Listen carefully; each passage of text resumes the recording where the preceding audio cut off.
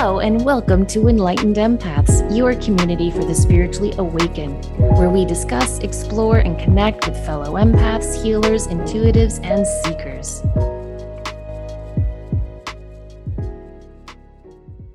Hello, everybody. We are so excited that you are joining us once again this week, and we're super thrilled to welcome back to the show Kute Blackson. He's a beloved inspirational speaker, transformational teacher, and coach to people of all walks of life. He's most famous for his intensive transformation experiences. He's the youngest member to have been voted into the Transformational Leadership Council, a select group of 100 of the world's foremost authorities in the personal development industry. He's also the winner of the 2019 Unity New Thought Walden Award.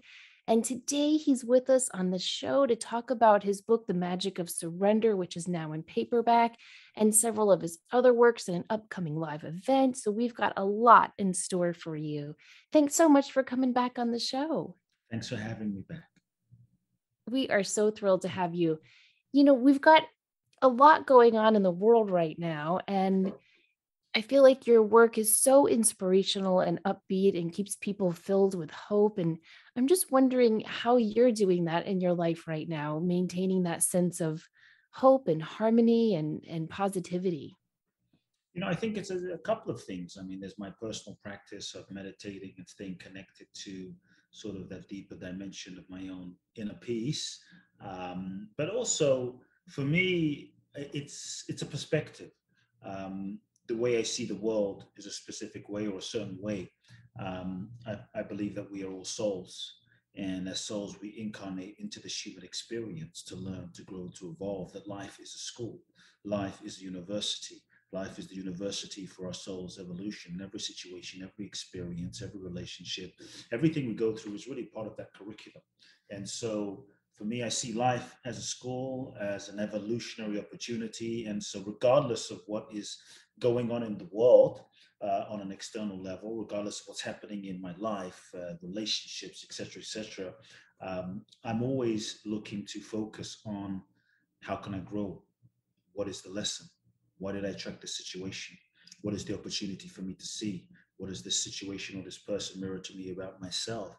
And what is the lesson that my soul is seeking to learn? And I think for us all, when we focus on the lesson, when we focus on that opportunity, I think that at least for me, it helps to shift my viewpoint, my perspective, and no matter what, extract as much blessing and learning from the situation. So that's really helped me. The other thing too is when I look at the world, and again, these are things in terms of perspectives, not just, let's say, a practice or a technique, but I think this world that we live in is shall we say a 3D experience. It's impermanent.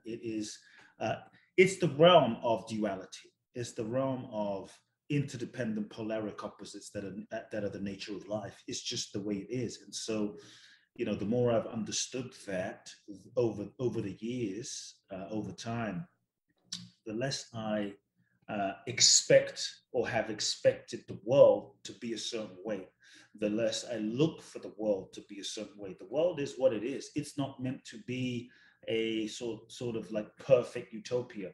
Interdependent polaric opposites is the nature of this dimension, this 3D domain. So plus, minus, up, down, yin, yang, black, white, good, bad, positive, negative, rich, poor, tall, short. It's duality. This is the realm of duality.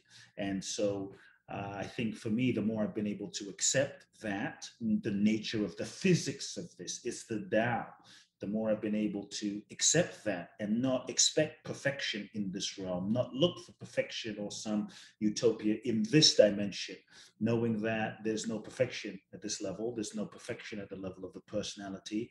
I think the true source of perfection is really within us all at the dimension of our own consciousness, our own being. And so I think that understanding for me has enabled me to shift my relationship with the world to come into more of a space of surrender, more of a place of acceptance of the way that this dimension is, the Tao of things, And also Hmm. understand that, look, I think the more I've understood the Tao of things, that doesn't mean you can't, I can't make a difference and I can't show up and I can't protest and I can't take a stand. But I think the relationship with the world for me has shifted to hold it more lightly, to hold it more spaciously. And as I've understood that, I look at, and again, if there were no, this might sound a little strange, but if there were no, shall we say, sick people, not that I want there to be sick people, but if there were no sick people, there would be no Mother Teresa. Mother Teresa and those that perhaps are sick are an independent polaric combination. And so the embrace of the way of life, the embrace of the nature of this dimension, that has given me a lot of peace and more of an ability to then be in the world and go into the world and from a place of more neutrality, from a place of more peace, from a place of more just understanding. And I think the more I'm able to be calm in that sense and the less resistance there is to the way things are, the more I'm actually able to affect change from a place of clarity. Well said. That resistance is everything. Got to drop that. But it Yep. also, it when you get to that place of surrender, it allows you to step more fully into a place of empathy and compassion as well. Mm. My own personal belief. But recently, someone sent me a note, and on a previous episode, I had mentioned that I think we choose certain lessons to help with our own personal evolution. And the person had had some very horrific situations in their life and said, "Why would you ever say that? Why would you ever say that I chose this?" What is your viewpoint on that, Coot, as far as do we choose certain lessons or experiences or as a Yeah. soul evolving? I would say I think that as souls we incarnate in order to learn, to grow, to evolve, and we incarnate in order to evolve, and every situation is part of our soul's curriculum. Like you go to university and you study business administration, you study applied mathematics and quantum physics, and so we all have our own unique lessons, I think, in this lifetime in terms of what we're seeking to evolve through and grow through. So in a certain sense, let's say the soul has chosen, the soul chooses to learn certain things. And how do we learn certain things? We learn certain things through certain experiences. And so, depending on what we are seeking to understand in this dimension and learn in this dimension, on that level, the soul makes a choice to learn in specific ways. And so that doesn't mean we can't be empathetic. That doesn't mean we can't be kind and understanding. That doesn't mean what someone does to us is right. And it doesn't mean we shouldn't take them to court. It doesn't mean there shouldn't be consequences, on that sort of human level. Yet underneath, I think the more we're able to recognize that we are souls, first and foremost, having a human experience, and this human experience is part of the classroom through which we get to learn, to grow and evolve, then I think there is a fundamental power in realizing that if you're going through something, no matter how difficult, no matter how challenging, on some deep soul level, not that it's right or that it's wrong, but on a deep soul level, your soul chose to have this experience. Your soul chose to go through this experience, and your soul chose to learn. I think when we forget that, which we often do as human beings, it's easy to go into, let's say, victimhood, and this happened to me and that happened to me and that wronged me and this person wronged me, and we get caught up on the level of stuff, on the level of the story. But there is, I think, something really powerful to be said to recognize that we are souls. If we're going through something, our souls, maybe not our personalities, but our souls chose to have that experience to learn. Then we can shift our focus from what happened and what didn't happen and why this and why that. And then we can shift our experience to what is the lesson? What is the lesson Mhm. for why my soul is seeking to go through this experience? Why is the lesson for why my soul went through this abuse? Why is the lesson my soul went through this abandonment? What is the lesson that my soul is seeking to learn by going through this particular relationship, this particular heartbreak? And I think when we can really focus on that, we can empower ourselves, we can reclaim our power, and we can learn the lesson and we can grow and evolve. And I think when we truly learn the lesson where we are at as we're going through something with who we're with, then we unlock the that's the key to unlock the lock to the next level of relationship, the next level of experience, because that's when we start to graduate. And I think there is a power to be said. But that doesn't mean we can't be compassionate and understanding and empathetic, because certain experiences in this dimension, at least from the level of the mind, from the level of the personality, just are not right, aren't fair, at least don't seem fair if we look at it from the lens of our minds. They're just not okay, from that level. And so I think there has to be a level of compassion for what we all go through as human beings, because certain experiences, many experiences that we go through as human beings, are challenging, are difficult, and it takes a tremendous amount of courage to, I would say, incarnate into this human experience and have this human experience. Because when we incarnate into this human experience, we incarnate into a realm of duality. We incarnate into the realm of, shall we say, limitation. And I think part of that limitation, the friction of experience, I think it would be a lot easier for us as souls to remain in whatever dimension we would remain in, dimension of perfection and infinite bliss and cosmic consciousness. It's beyond duality. It would be much easier to sort of hang out in that eternal bliss. But on some level, we chose to incarnate here in order to play this game in this, shall we say, movie, in this simulation called life.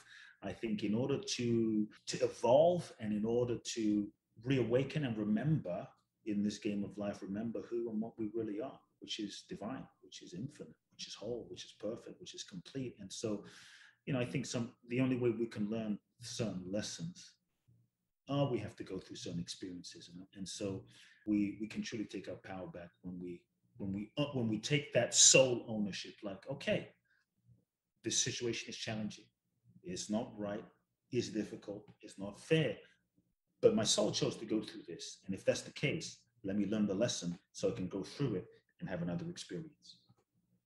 Beautiful. Thank you. Okay, let's say that your soul is like super brave and confident and signed up for all these hard lessons. And then you get here and your personality is like, oh, hell no, it's hard. Can you change it? Can you change what specifically? Can you change? Any aspect of what your soul set out to accomplish, learn in order to grow itself. I think we don't always have control over what we learn. I think we have control over the way we learn and how we learn, the degree to which we learn. And I think what we have control over is learning the lesson. And I would say when we learn the lesson, then we move, then we grow, then we evolve into a different classroom, into a different experience, And so, I think when we can really, to me, part of the surrender is because certain situations are so difficult. And so when we realize that, okay, I'm a soul. And I think when we remember what the game really is, the game here is evolution. The game, your soul doesn't really care about convenience or comfort. I think our souls really care about growth and evolution, and our souls have its own agenda. And so the more, I would say, the more we remember we're a soul, the more we can surrender to that and, shall we say, align our personality with our soul, align our personality with the deeper understanding that I'm a soul and I'm here to learn, to grow and evolve, and surrender to learning those lessons rather than resisting. I think the resistance happens when we go through something, we forget that we're a soul, or we know that we're a soul, but then we're still resisting, like we resist the lessons. It's that resistance that causes suffering, that the sense of, the experience that I'm having is not the experience that I should be having. I should be having some other experience right now. When the fact is, right or wrong, we are having the experience that we're having right now, whether we like it or not. And so how do we change it? The more we're able to bring ourselves into relationship with what is and embrace that this is happening, embrace that I'm a soul, embrace that, for some reason I'm going through it, and let me focus on the learning and the lessons so that I can grow through it. Then I think, and as we graduate, then we change the classroom. Then we graduate to the next level from grade 11 to grade 12 to university. And I think that's how we change. When we resist, this shouldn't be happening, I shouldn't be going through this, and we stay focused on the story and being a victim, and this person did this, and they did me wrong, my parents did this, all of which may be true, by the way, all of which may be valid, all of which may be correct on a certain level. But when we just stay focused on that and we stay stuck and we don't learn the lesson, the way we stay stuck and we don't change it in the way that you're asking, we'll just keep repeating the lessons over and over and over again, staying in a kind of, let's say, spiritual soul evolutionary groundhog state. So I think the quickest way to change our experience is to learn the lesson within. Learn the Okay. lesson. And I think when we understand that we're souls, I think, yes, there are certain lessons that we have to learn in a lifetime. And I think when we can shift our relationship out of resistance, some of those lessons never go away. Some of those lessons, like for me, one of my lessons I think in my lifetime is learning patience. And it never ceases to amaze me how that lesson, whether it's in relationship, whether it's in my business, whether it's in my career, whether it's like, it never ceases to amaze me how that curriculum threads its way through my entire life. And so for me, rather than resisting that and saying, no, I don't want to learn this lesson, I'm done with this, and resisting, I've kind of embraced, like, in this lifetime, patience. I mean, there's other things, but patience is one of the lessons that my soul is seeking to learn. Patience is one of the lessons that I'm here to really learn and master and grow through and evolve through. And so rather than wanting it to be over, wanting to move through that, I've embraced that this is a part of the journey in this lifetime, which for me then has moved me out of resistance into embracing that lesson as a part of my lifetime curriculum, in everything I go through. Okay, that leads me to a two-part question. Okay. I think the hardest part of what you just said is Mm. identifying what the lesson is. Mm. For example, I had a client who emailed me and said that she realized that everyone in her life had kind of left her. Her parents abandoned her, relationships, friends, jobs have all abandoned her. And she said, I think the lesson is I just need to learn to be alone. Mhm. Now, I kind of disagreed. I felt that the lesson was different. Do you have any tips for how can someone identify what is the lesson the universe is trying to teach me?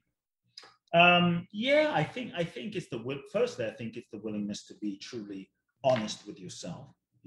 Sometimes we're not really willing to be really honest with ourselves, but obviously, if we keep repeating a certain dynamic and a certain experience, that also gives us a kind of clue. I think what we can do is just have the willingness to sit with ourselves and investigate and really just innocently, genuinely ask ourselves, journal about it, write about it, explore it, get guidance and counseling about it to see what is the lesson, what is my soul seeking to learn in this situation of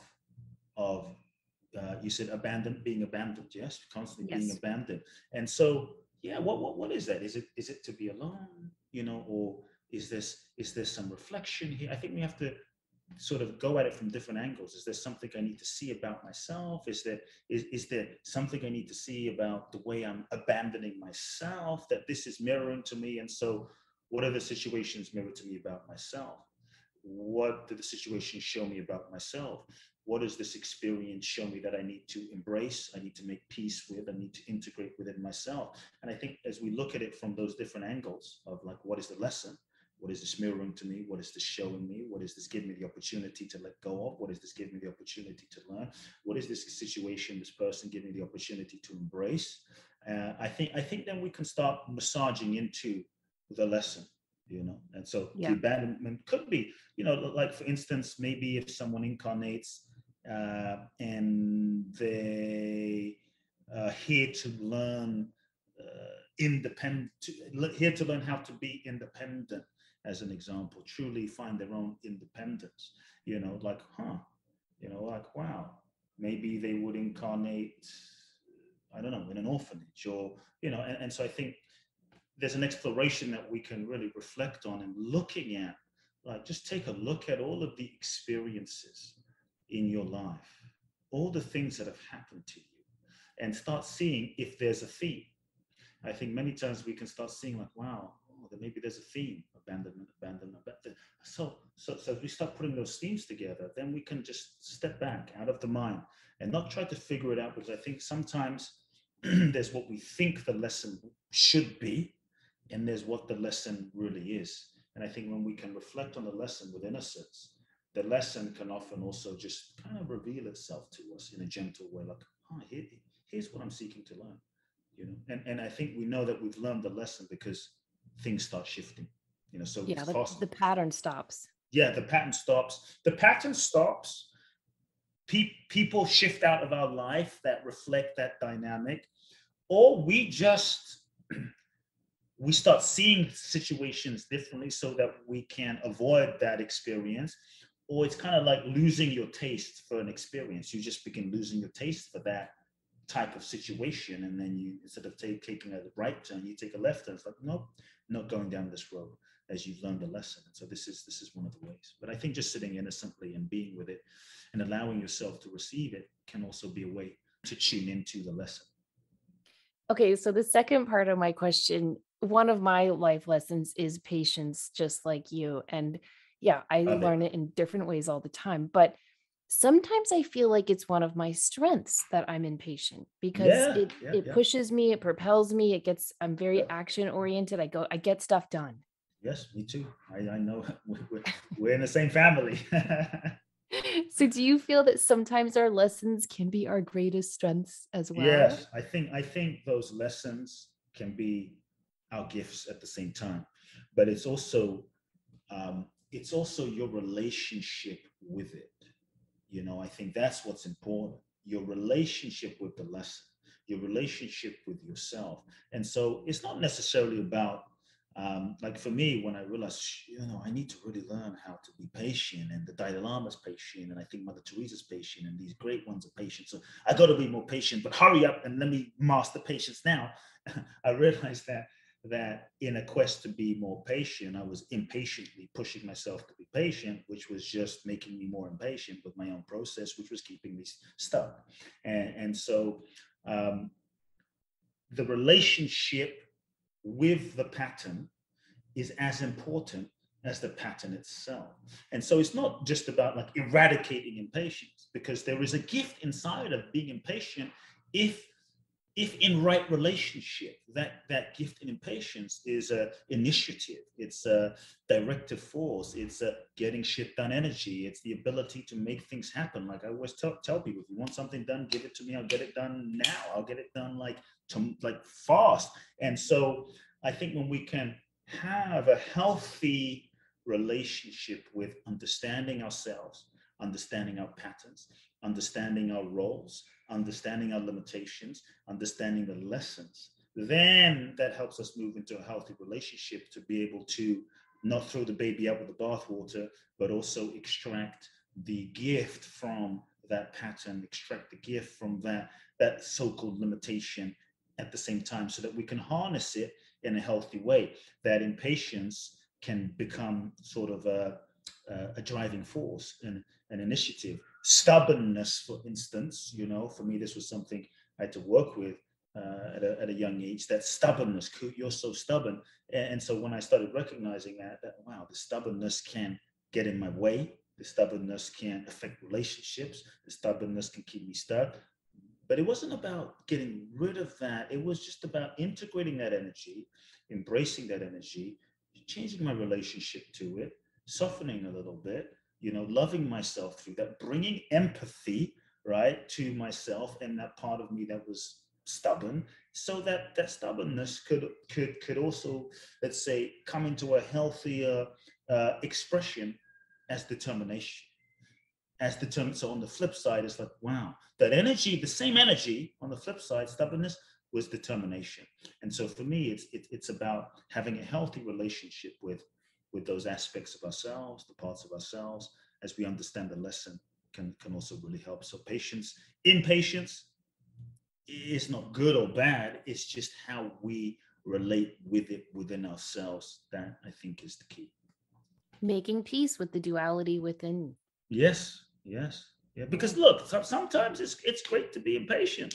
Otherwise, you sit there you can sit somewhere for 2 years waiting for something to happen, but taking that impatient energy and in the right moment, in alignment with your heart, connected to your soul, channeling that driving force to make things happen, and knowing when to act and when not to act. Because if that impatience is acting out, let's say, and we're being run by it, then the moment to be still, the moment to meditate, the moment to trust, the moment to sit and wait, we're just trying to like run around being impatient, forcing things to happen. That's going against the nature, going against the flow. But then there comes a moment to act, and that's the moment where we can take that energy and act in alignment. That leads beautifully into, because I am embarrassingly stubborn and independent, and I switched that a couple of years ago. So you know what? It's perseverance, and it goes back to what you were just saying about, as far as there's a duality with a pro and a con to it. The perseverance got me through situations I never would have made it through if I Yes. hadn't been so stubborn. But Yes. a big part of your work focuses on releasing the past. And I feel like the energy right now, globally and individually, is really encouraging all of us to do that, to release what may be holding us stuck or held back or preventing us from fully stepping into our power and our light. So, do you have some keys or some cues that might help folks to release the old loop tapes or the old things that may have been seeded at a younger age? I think first we also have to be aware of these aspects of ourselves. I think many times we're not even conscious. We think that who we are is who we are. We think that what we are is what we are. And so, in terms of we just get conditioned and we live inside of that conditioning. And so we don't even sometimes know that there are aspects of ourselves and dimensions of ourselves and stories that we're holding that need to be let go of. And so I think part of the first step is just the acknowledgement, understanding, and awareness of the fact that we are conditioned. And the degree to which we're conditioned is the degree to which we don't have freedom. And so, just to paint a bit of a scenario for folks, as children, we're born into this existence. We're in touch with our infinite nature. We're in touch with that unconditioned essence of the divine shining through our eyes. We're free, we're alive, we're vibrant, we're in touch with innocence, we're radiant, we are a spark of that divine. A child will jump on the table and doesn't have so much static or stories in our minds. We jump on the table naked. We don't think, what do people think of me? We're not so self-conscious. We'll jump on the table and sing. We don't care if we don't sound like Bruno Mars or Celine Dion. We just go, right? Until someone says, you can't sing. And then we start contracting. And so what happens? What happened to this light, free-flowing, energized brightness that we were?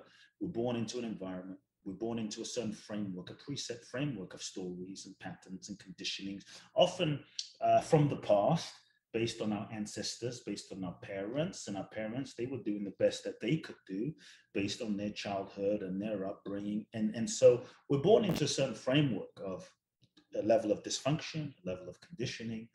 Maybe dad was an alcoholic, or mom and dad were fighting all the time. There was mental illness. They were screaming. There was, turmoil, dysfunction. And so as children, a couple of things happened. The first thing is we started to learn as a survival mechanism, really, a certain way of shutting down, disconnecting, and not feeling in order to survive and deal with the pain.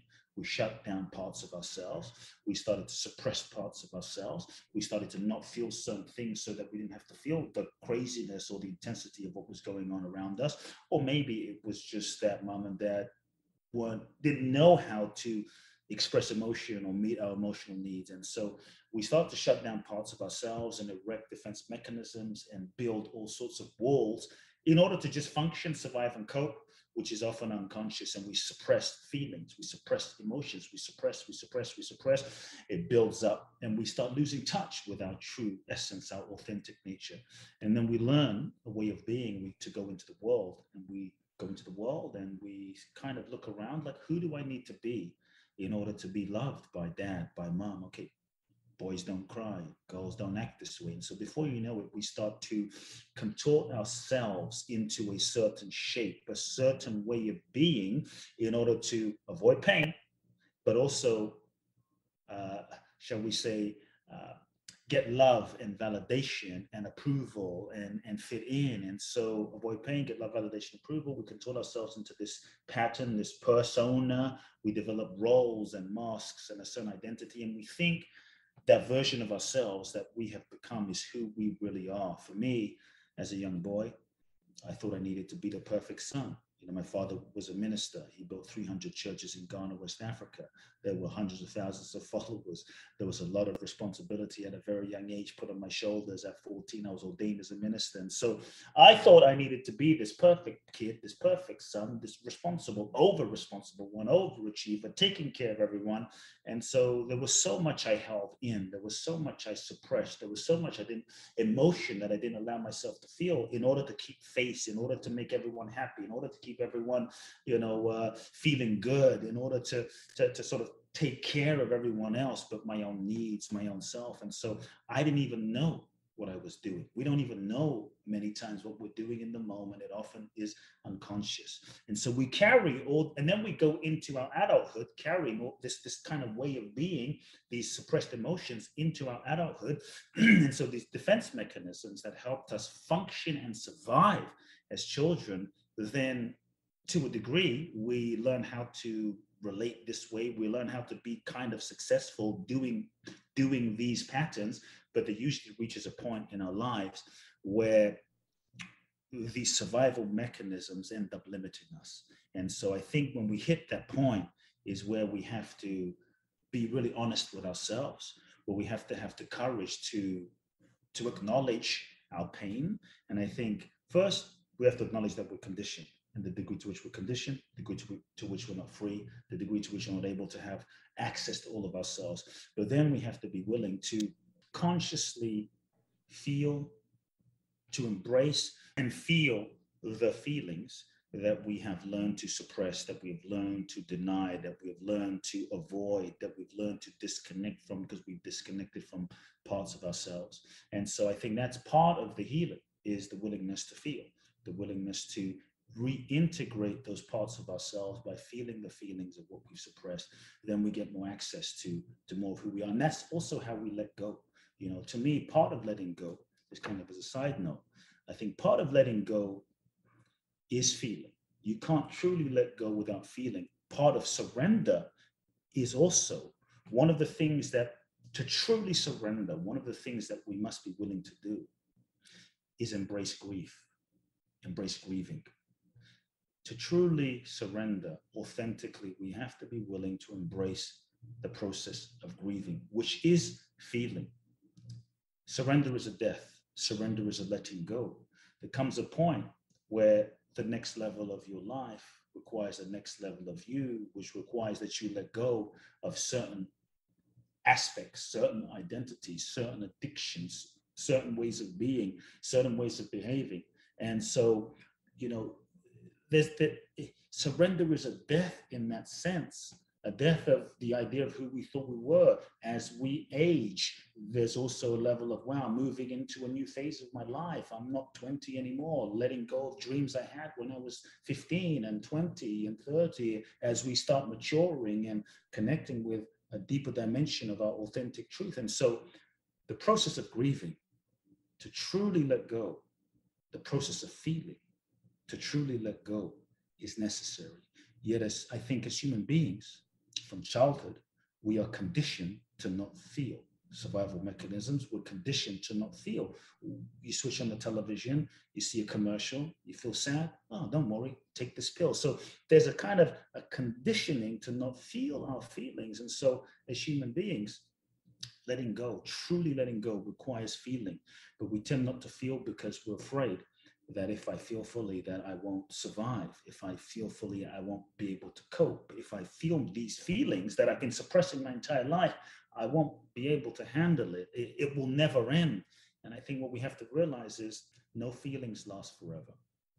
All feelings that we feel fully with awareness, with consciousness, with presence, will dissolve. Sometimes not at once, but perhaps in layers, because all feelings have layers upon layers, and grief happens in stages. And so one of the reasons sometimes I see in the spiritual field that we don't allow ourselves to feel is we end up doing a spiritual bypass in an effort to stay positive, to stay in what we think is a high vibration that we don't realize we're not willing to honor the feelings. And so one thing that will help people is, I would just say, take the label off of the feeling. Good, bad. To me, feelings aren't good or bad, not positive or negative. They just are. Feelings are just energy. Feelings are just feedback that there's something inside that needs to be released, something inside we're not honoring, some part of ourselves we've been betraying, something we need to listen to, something we haven't dealt with. And so feelings are feedback, feelings are energy, feelings are a gift. And so if we're able to just take the label off of the feeling, not sad, not shame, not good, not bad, but just feel the feeling, because underneath the feeling is energy, is sensation. And when we can feel the sensation of the feeling without label, and allow ourselves to just experience that sensation through our body and be with it fully, with awareness, without trying to get rid of it, without trying to change it, but just to be with it fully, in relationship with it, what I have found that feeling naturally has its own cycle and begins to dissolve. And that's how we begin to let go. And that's how we begin to peel a layer away. And then there's more space. And maybe there's another layer. And then there's more space. And then maybe there's another layer of feeling. And there's more space. And as there's more space, the degree to which we suppress the, let's say in this example, the grief, the degree to which we also suppress our joy. And the more we embrace one is the more we embrace the other. Wow. Wow. Thank you. Yeah, I need to journal and feel about that. That's intense. Mhm. Okay, so there's this scene in Game of Thrones that has always stayed with me when Peter Dinklage is talking to this bastard son of the Lord, and he's always being picked on for being the bastard. And Peter says to him, "You have to wear that like your armor, make it your own, and then it'll be your power, and not what belittles you." How do you feel about that? If there's something, we get a lot of emails about negative self-talk, and people ask us, how do I fight and stop and delete the inner negative self-talk? Do you think one way to do that is to just own it and accept those negative aspects of yourself and wear it as your armor? Um, so here's what I would say. I think it's all in our relationship with ourselves. Um, I would say it this way. I don't think anything needs to be worn as an armor. I think the more we can meet that part of ourself that has that the negative self-talk is deriving from, the more we can meet that part of ourself, which is likely a very young part of ourselves that took on that took on these stories and these voices from someone else, from our parents, from our grandparents, from our caretakers. And so the more we can meet that part of ourselves, which is hurting, with loving, with a bit of compassion, with a bit of kindness, to me, that's where healing can happen. And I would say, someone might say, well, how do I love this part of myself that is being so mean to me? It's like, see, when we can start understanding that underlying every behavior is usually a positive intention. And so even underlying that part of ourself, that dimension of ourself that is being hard on ourselves, that is speaking harshly, negative self-talk, and we really can step back for a second and question, what is the motivation for this negative self-talk? What is many times I found that the part of us that's speaking negatively, trying to push us to do something better, to do it differently, to be more perfect, is really, it has a positive intention. It's trying to get us to be better. It's trying to get us to be more, so that we can get all A's, so that we can do a better job, so that we can be loved. And underneath it, the deepest intention usually is so that we can be loved, so we can feel whole, so we can feel complete. And so the part of us that has the negative self-talk many times has a positive intention. It's just the way that it's going about, the way that we've learned to go about trying to push ourselves to be more, to get that thing, is through this negative self-talk, which isn't necessarily healthy. And so I think when we understand that, oh, this part of me means well, it's just going about it in a very immature way, in a very conditioned way. then I think we can step back and because when we start fighting with this part of ourselves, or we start getting into a wrestling match, or we start judging, it just snowballs. So when we can meet ourselves and shift the relationship, we meet ourselves with a moment of tenderness, a moment of compassion, like we would meet a 5-year-old, like we would meet a 2-year-old.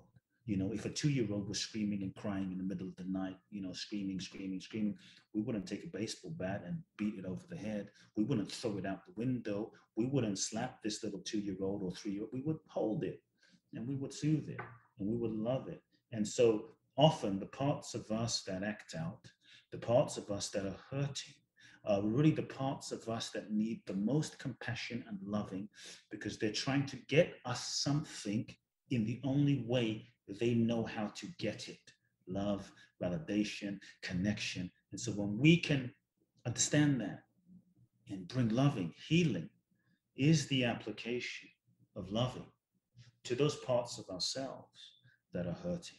And when each time we're able to meet that self-talk with a moment of gentleness, a moment of grace, a moment of empathy, as you talk about, just that moment of, I understand. Thank you, thank you, thank you for wanting me to be better. Thank you for wanting me to be more. Thank you for.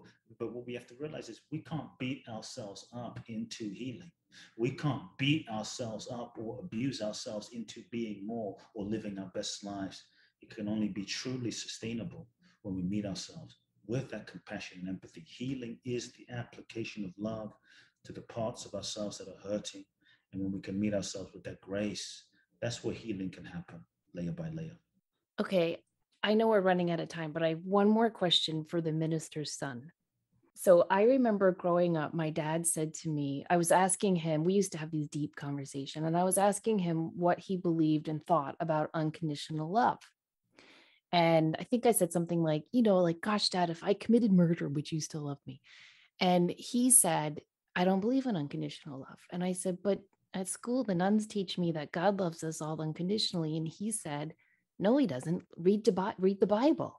He chose, one group of people over a whole nother, and he ordered more murders than any dictator in the world. And if you break one of the 10 commandments, you're out. And if you don't follow his son, you're out. And he went on and on. And I have to tell you, it has haunted me, that conversation we had walking through my neighborhood. What do you say to that? The source of existence is unconditional. The source of existence is unconditional love. It is the source of life. It's the nature of reality. Every moment of our lives is living proof of unconditional love. Now, when people talk about, and I don't want to step on anyone's toes, so please forgive me. I respect everyone's religion. But when people talk about the, certain things in the Bible or certain things in a certain text and what have you, I may be stepping out of bounds, but you brought it up, so Yes, I did. I'll go there. I'll jump into the fire for a second and say, I think many times as human beings in our limited identity awareness, we are the ones that put God, the infinite intelligence of all life, in our own image and likeness. We have limited God. And we say, God says, well, if you don't behave a certain way, then you're going to burn in eternal damnation forever. I don't even know if your dad, okay, as a human being who is not God incarnate, he's not the totality of God. Your father, if you killed someone, I don't know if your father would elect to put you in an eternal furnace forever. And he's a human being. And so I think in so many ways, forgive me if folks, if you're a Bible believer, I love the Bible. I grew up with the Bible. I read the Bible. I think we have so misinterpreted so much of the truth, and we have, and often the truth has been distorted based on the level of consciousness of the human being.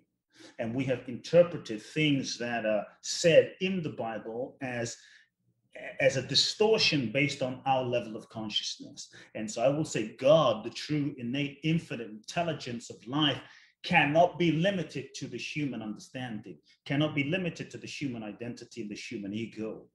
So if you look at life, to me, I like reality. I wasn't there when the Bible was created, the Bible was written. They say that in the Catholic Church right now, this is not conspiracy, in reality, in the Vatican, there are, I forget exactly how many, but there are tens and tens of actual books. The Book of Eve, I think the Book of Lilith, sorry. There's many books that didn't even make it into the Bible. So I let people run with that wherever they want. But if we look at reality, because I like reality, to me, unconditional love is all around us. Unconditional acceptance of the divine is all around us, because life, God, whatever label you want to put on it, embraces and allows all possibilities. All possibilities. We don't believe it? Look at life. Why doesn't God do this? Why does God allow that? Why doesn't God eradicate Putin? Why doesn't God eradicate this person? Why doesn't God? It's like everything in existence is existing and embraced by life itself. To me, that is the ultimate demonstration of unconditional love. The ultimate demonstration of unconditional love. In this human domain, Black exists, white exists. George Floyd's killer exists. Mother Teresa exists. Donald Trump exists. Mandela exists. Hitler exists. Everything and everyone, all possibilities exists as a complete unconditional embrace for all and the totality of existence. To me, that's unconditional love. It's unconditional. Unconditional. And so I think life is proof of the unconditional love of life, because it allows all, it allows everything. And for me also, this world is the manifestation of consciousness. Consciousness manifesting itself in the multiplicity of form of all existence. From the level of the ego, it's easy to look at a situation, to look at life. The ego doesn't see, when we're stuck in our ego identity, which is for most of us, most of the time, we're not able to see the whole possibility, the whole picture, the infinite tapestry of how everything is so interconnected. Everything is an expression of the one.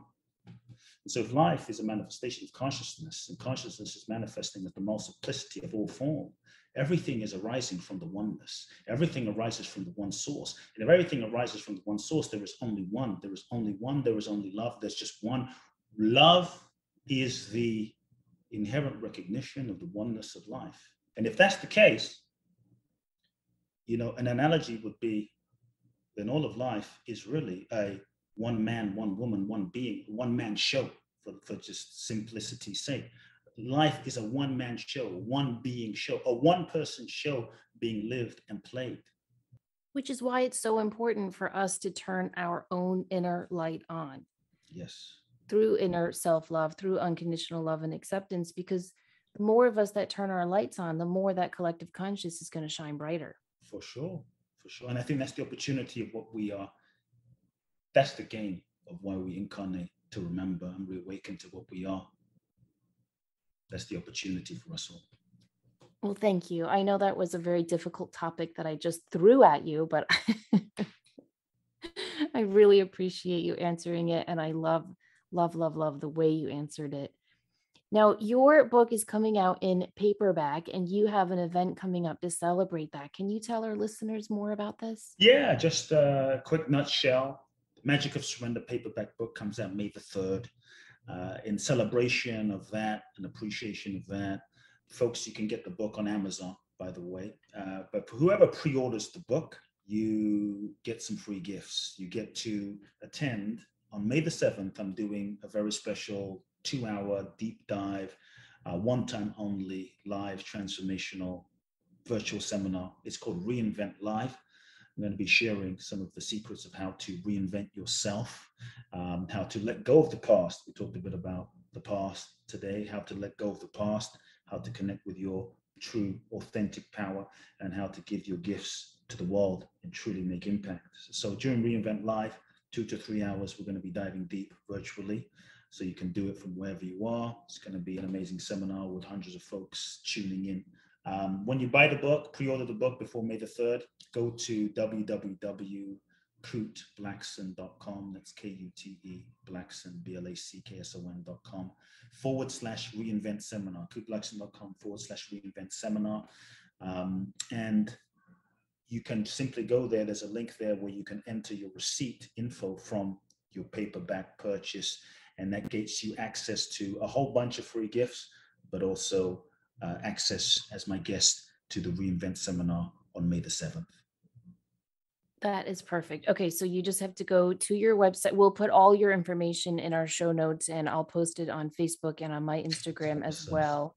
Awesome. KuteBlackson.com or KuteBlackson.com / Reinvent seminar. Okay, perfect. And also, did you know your paperback is coming out on May 3rd, which is National Paranormal Day? Wow. It's going to get interesting. It's going to get interesting. Well, the magic of surrender does have a paranormal thing to it, because I think surrender is one thing we resist so much. And when we can get outside of the norm and really embrace the power that comes from surrendering to what is, it does feel kind of paranormal. Well, we go beyond the limits of ordinary manifestation, ordinary existence, for sure. That's what magic is. It's when we go beyond the norm, so to speak. Yes, exactly. And that's the magic of surrender. Well, thank you so much for joining us. I've really enjoyed this conversation. Thanks for having me. Yes, I have as well. And also, I'd like to put in a little plug for your podcast, Selftalk, because the conversations are, I mean, I love deep, heady conversational stuff, and it is amazing the guests you have on there. So thank you. You're welcome. No, thank really, you. It's very inspirational. Thanks a lot. Well, and his voice, I mean, it's made for podcasting. You're both amazing. Trust me. If I ever get depressed, I'm going to call you both up. Love it. All right. Thank you so much. And thank you, everybody, for listening. Please remember, as always, to show up, do great work, and share your light. Take care.